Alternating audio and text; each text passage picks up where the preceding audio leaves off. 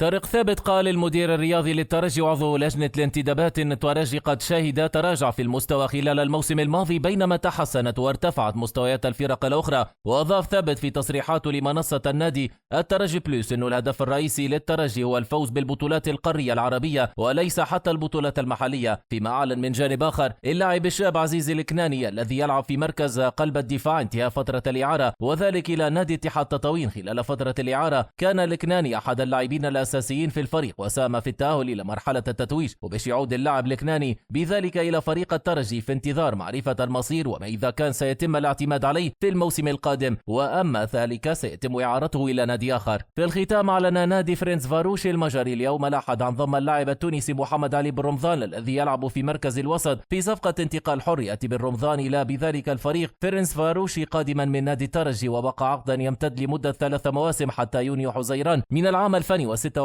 سيكون اللاعب البالغ من العمر 23 عام يخوض تجربته الاحترافية الأولى خارج الحدود الوطنية بعدما لعب لفترة طويلة مع فريق الدم والذهب منذ العام 2018 خاض فيها بن رمضان 143 مباراة في مختلف المسابقات مع الترجي، سجل خلالها 34 هدف، قدم 6 تمريرات حاسمة. بن رمضان حقق العديد من الألقاب المحلية والقارية مع الترجي. تألق اللاعب وساهم في فوز الفريق بلقب دوري الأبطال الإفريقية في العام 2019 بالإضافة إلى حصد لقب الدوري التونسي في 5 مناسبات. هذه الإنجازات ساهمت في رفع قيمته السوقية إلى 2.7 مليون يورو وفقا لتقديرات موقع ترانسفير ماركت العالمي والمختص في الإحصائيات والقيم السوقية. شارك اللاعب أيضا مع منتخب تونس في جميع البطولات الدولية الممكنة بما في ذلك بطولة كأس العرب قطر 21 و2000 ونهائيات كأس الأمم الإفريقية في الكاميرون 21 و2000 ونهائيات كأس العالم في قطر 22. يعتبر بن رمضان ركيزة أساسية في تشكيلة الكوتش الوطني جلال القدري. وفقا للمصادر يتوقع أن يتلقى بن رمضان راتب شهري يصل إلى 60,000 يورو بدون احتساب المنح والمكافآت الأخرى. بالتوفيق للترجي، بالتوفيق لبن رمضان، وإن شاء الله القادم أفضل.